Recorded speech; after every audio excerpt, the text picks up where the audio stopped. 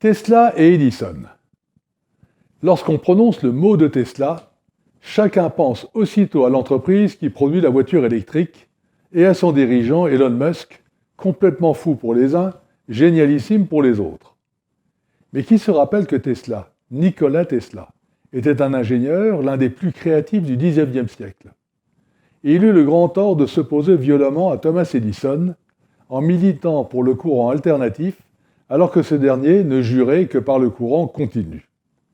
Né croate en 1856, étudiant à Polytechnique Graz en Autriche, débutant à l'Office central du télégraphe à Budapest, Tesla est recruté par la filiale française d'Edison à l'occasion d'un de ses passages à Paris.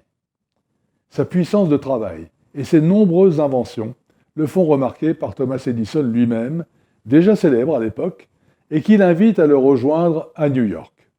Mais la mayonnaise ne prend pas entre eux. Ils se brouilleront au sujet de leur divergence sur le courant alternatif ou continu, et surtout pour une mauvaise manière que fera Edison à Tesla au sujet d'un intéressement promis et non tenu à la réalisation d'un projet. C'est alors qu'il crée la Tesla Electric Light Company, avec laquelle il se ruinera, préférant se quereller publiquement avec Thomas Edison ou poursuivre des projets philanthropiques irréalistes qui lui donneront de surcroît la réputation d'un savant fou. Brillantissime sur le plan technique, ce sont ces solutions qui triompheront finalement. Nikola Tesla apparaît comme un nain à côté de Thomas Edison, alors qu'il en était pour le moins l'alter ego. Mais son caractère ombrageux, la violence de ses réactions, son refus du compromis l'ont irrémédiablement desservi. Tirons-en la leçon qu'il faut éviter de toujours vouloir gagner. Un leader est un gagnant. Et comme tous les gagnants, il aime gagner. Attention au retour de bâton. Cette énergie tournée vers le succès, conséquence de nouvelles habitudes motivantes, l'amène à surjouer de sa personnalité. C'est trop souvent « moi, moi, moi ». Il s'est créé par son discours une forte valeur ajoutée, mais a tendance à oublier qu'une bonne idée n'a de valeur que si elle est concrètement mise en œuvre.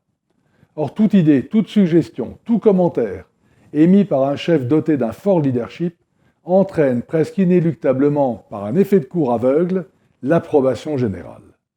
Ces idées, ces suggestions, ces commentaires, qu'ils soient intelligents ou stupides, cela arrive, deviennent des ordres que chacun va s'évertuer d'interpréter et de mettre en œuvre au détriment bien souvent des actions déjà en cours.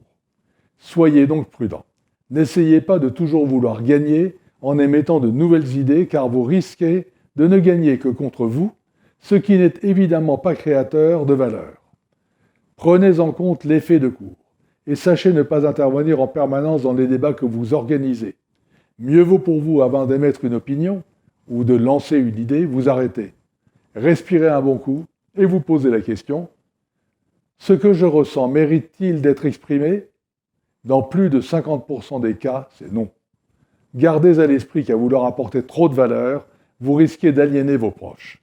Laissez-les d'abord mettre en œuvre vos idées précédentes, avant de leur en lancer de nouvelles en pâture. Vouloir toujours gagner est un trait de caractère que je développe dans mon dernier ouvrage, Les 10 commandements du leadership. À bientôt.